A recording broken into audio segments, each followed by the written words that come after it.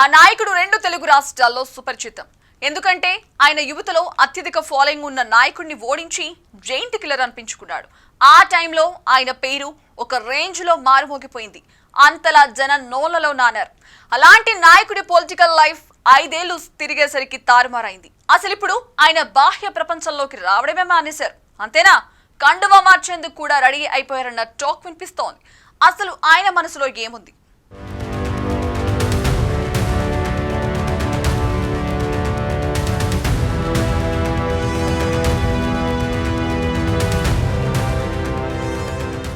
రాజకీయాల్లో ఏదీ శాశ్వతం కాదు. ఎవరు ఎప్పుడు ఏ పార్టీలో ఉంటారో చెప్పడం కష్టం. గతంలో వైసీపీలో ఓ వెలుగు వెలిగిన చాలామంది నేతలు ఈసారి వైసీపీ ఓడిపోయాక కండువా మార్చేశారు. కొందరేమో వైసీపీలో ఉన్నా లేనట్లు ఉంటున్నారు. భీమవరం మాజీ ఎమ్మెల్యే గ్రంథి శ్రీనివాస్ పేరు తెలియని వారు ఉండరు. పవన్ కళ్యాణ్నే ఓడించి జైంట్ కిల్లర్ అనిపించుకున్నాడాయన. ఈసారి వైసీపీ ఓడిపోయాక కొన్నాళ్లు సర్దుకుపోయిన గ్రంథి ఆ తర్వాత వైసీపీకి గుడ్ బై చెప్పిన సంగతి తెలిసిందే. ఇక అప్పటినుంచి ఆయన కొత్త కండువా కప్పుకునేందుకు వ్యూహరచన చేస్తున్నారట.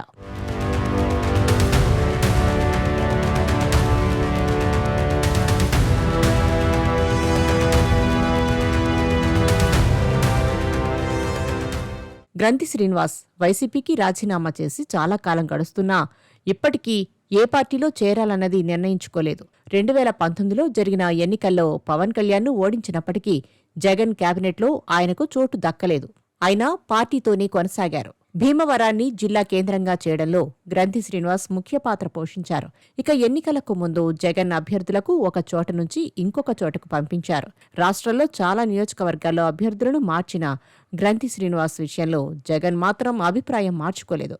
ఆయననే మళ్లీ అభ్యర్థిగా నిలబెట్టారు. కానీ ఈసారి కూటమిగా పోటీ చేయడంతో గ్రంథికి భంగపాటు తప్పలేదు. ఓడిపోయాక కూడా చాలా కాలం పాటు వైసీపీలోనే కొనసాగినా ఆ తర్వాత సడన్ గా రాజీనామా చేసేశారు. అయితే జనసేనలోకి గ్రంథి అని కాదు బీజేపీలో చేరతారని ఇలా అనేక ప్రచారాలు జరుగుతూనే ఉన్నా ఇప్పటి వరకు ఆయన ఎలాంటి నిర్ణయం తీసుకోలేదు.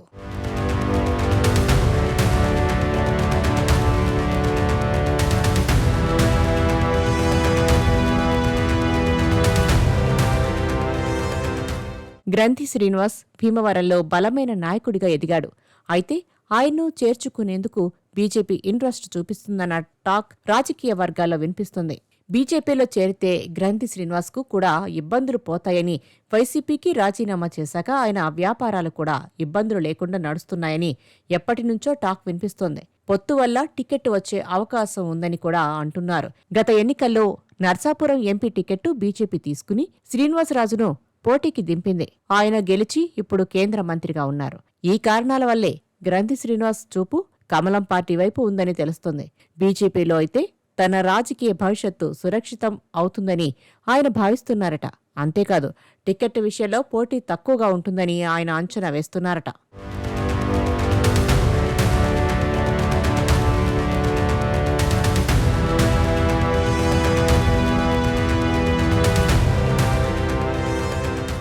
వైసీపీకి దూరమైన కీలక నేతలను, వివాదాలకు దూరంగా ఉండేవారిని తమ పార్టీలో చేర్చుకోవాలని కూటమి పార్టీలు కూడా బలమైన ప్రయత్నం చేస్తున్నాయి.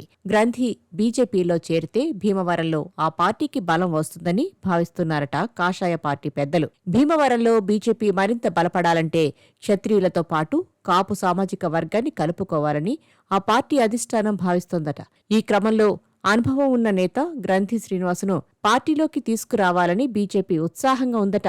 ఇంకోవైపు జనసేనలో చేరే అవకాశాలను కూడా కొట్టి పారేయలేమని అంటున్నారు.